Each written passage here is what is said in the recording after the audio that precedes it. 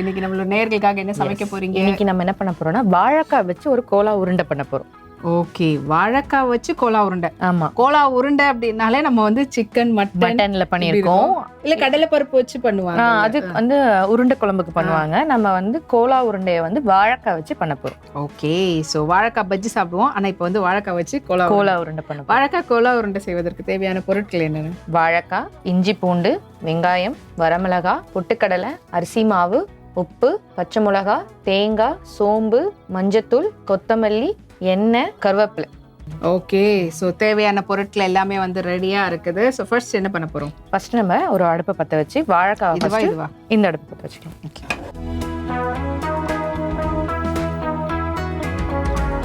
தேவையான அளவுக்கு தண்ணி போட்டுக்கலாம். ஓ, வேக வைக்க போறோமா? ஆமா, வாழைக்காவை வந்து வேக வைக்க போறோம்.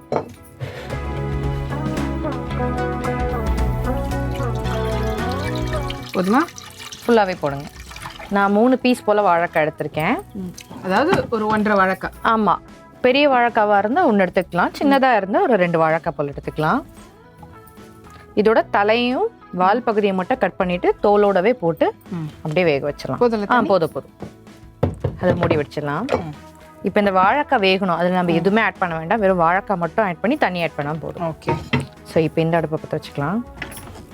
இதில் உப்பெல்லாம் போட தேவையில்லை? எதுவுமே போட வேண்டாம்.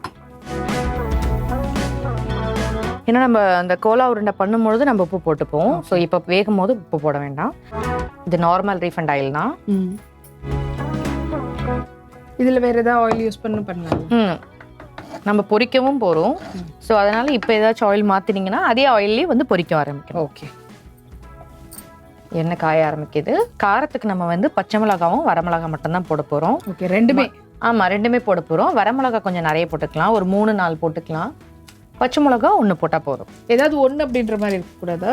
இல்லை, ரெண்டுமே இருக்கணும், அப்போ தான் அந்த ஃப்ளேவர் நல்லாயிருக்கும். ஓகே, ஸோ ரெண்டுமே எடுத்துக்கோங்க. வரமிளகா ஒரு ஃப்ளேவர் கொடுக்கும், பச்சை மிளகா ஒரு ஃப்ளேவர் கொடுக்கும். ஸோ 2 ஃப்ளேவரும் இருக்கணும் அப்படின்றதுனால வரமிளகாவும் எடுத்துக்கிறோம். ஆனால் வரமிளகா பச்சை மிளகா விட கொஞ்சம் குவான்டிட்டி அதிகமாக. ஆமாம், ஒரு 3 வரமிளகா எடுத்துக்கிட்டோம்னா ஒரு பச்சை மிளகா, அல்லது 4 ஒரு 2 வரமிளகா எடுத்துக்கிட்டோம்னா 2 பச்சை மிளகா, அந்த மாதிரி போட்டுக்கலாம். ஓகே, பச்சை வரமிளகா போட்டாச்சு.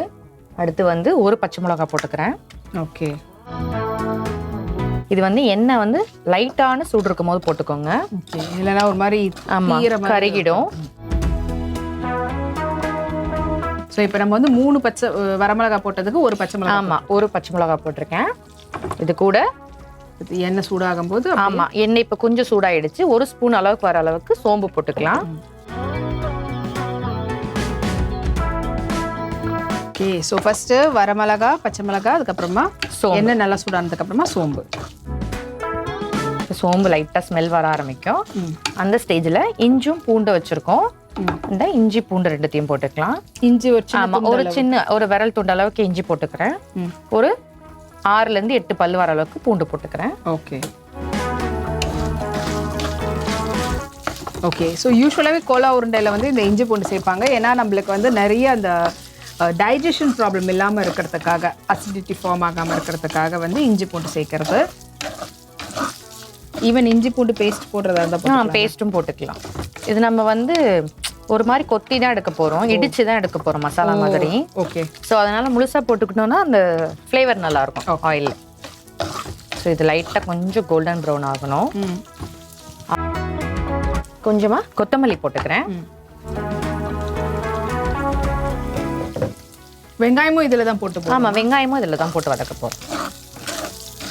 ஓகே, ஸோ எல்லாமே இதில் போட்டுட்டு அது அப்படியே. ஆமாம், அதை வந்து தண்ணி இல்லாமல் மையம் நம்ம விழுதா அரைக்கணும். ஈவன் தேங்காய் எல்லாமே கூட? ஆமாம், தேங்காய் வெங்காயம் எல்லாமே இது கூட தான் போட போகிறோம். ஓகே, நல்ல ஒரு ஃப்ளேவர். மல்லி, வரமிளகா, இந்த மல்லியோட சேர்ந்து இஞ்சி பூண்டோட ஒரு மாதிரி டிஃப்ரெண்ட், இந்த ஸ்மெல்லே பசியை கொண்டு வர மாதிரி இருக்குது. இது கூட ஒரு பெரிய வெங்காயம்.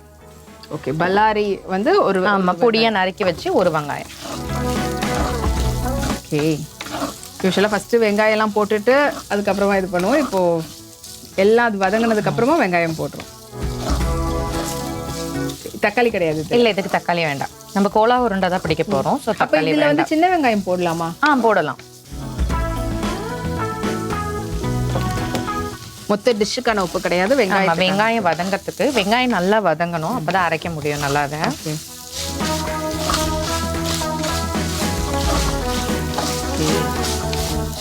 அடுத்து தேங்காய் போட்டுக்கலாம்.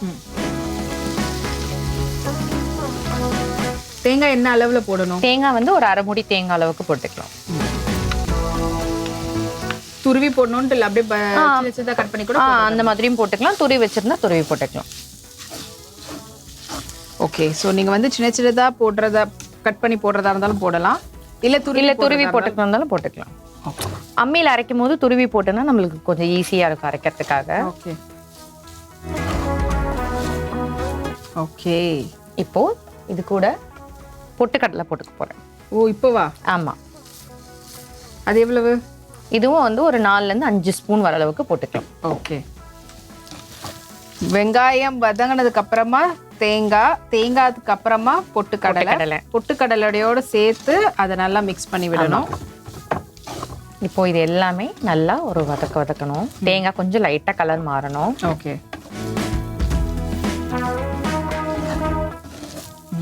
இப்போ இந்த மசாலாவுக்கானதெல்லாம் வந்து போட்டாச்சு. ஆமா, ஃபைனலா கொஞ்சமா இதுல கருவேப்பிலை போட்டுக்கிறேன். ஓகே.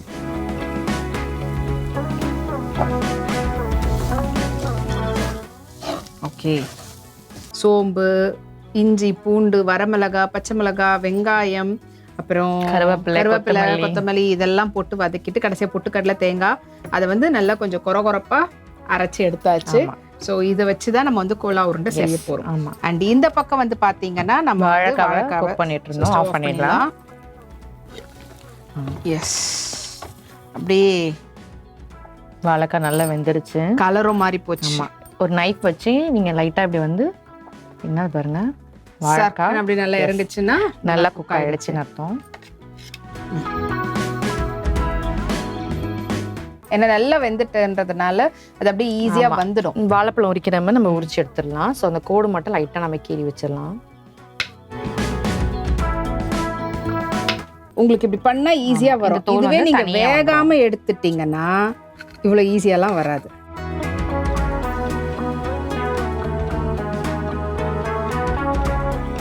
ஓகே. ஸோ வாழைக்காய் நல்லா வேக வச்சுட்டு அதுக்கப்புறமா அதுல இருந்து தோலை உரிச்சு அதை ஆற விட்டு கொஞ்சம் நல்லா அப்படியே உங்களுக்கு பாத்தீங்கன்னா இப்ப வச்சதுமே அப்படியே அமுங்குது, அந்த அளவுக்கு வெந்திருக்கணும். இதுவே வேகாம காயா இருந்ததுன்னா உங்களுக்கு இவ்வளவு சீக்கிரத்துல இவ்வளவு ஈஸியா வராது.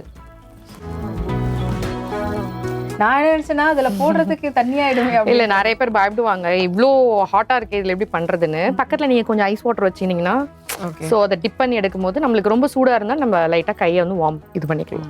இப்போ இது மிக்ஸ் கொடுக்கும்பொழுது ஒரு சிட்டிக்கு மஞ்சள் தூள் போடுங்க.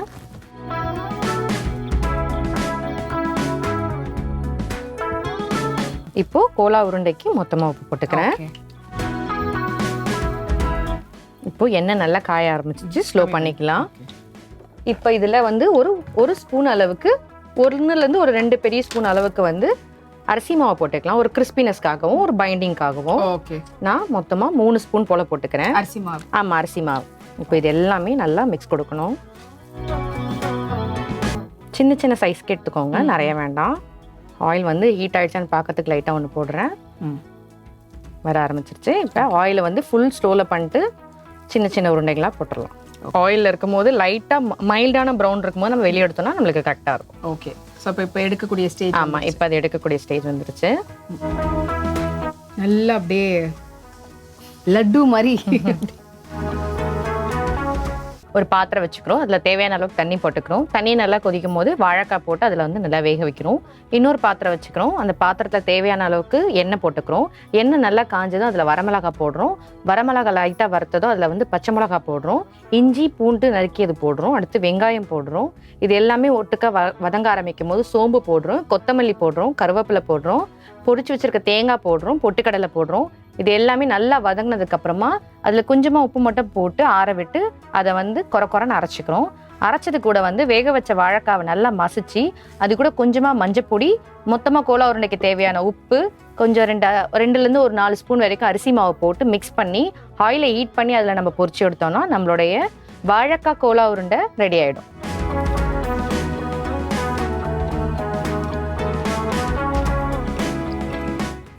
மேலே நல்லா கிறிஸ்பியாக உள்ள நல்லாவே அந்த ஸ்டஃப் வந்து குக் ஆகிருக்குது. ஸோ ஸ்லோவாக வச்சு ஆயிலில் நம்ம குக் பண்ணோன்னா ஃப்ரை ஆகிடும். உள்ள அந்த மசாலா எல்லாமே சேர்ந்து சூப்பராக இருக்குது. Thank you so much. ஸோ நீங்களும் ட்ரை பண்ணி பாருங்கள். ட்ரை பண்ணி பார்த்துட்டு உங்களுடைய ஃபீட்பேக் வந்து கொடுங்க. அதற்காக நீங்கள் தொடர்பு கொள்ள வேண்டிய 8939990500 என்ற எண்ணுக்கு தொடர்பு கொள்ளுங்க. அண்ட் இதே போல் இன்னொரு எக்ஸலன்ட் டிஷோட மீண்டும் அனைவரையும் நம்மளுடைய அடுத்த கிச்சன் கிளாடிகள் கிராமத்து சமையல் நிகழ்ச்சியில் சந்திக்கிறோம். நன்றி, வணக்கம்.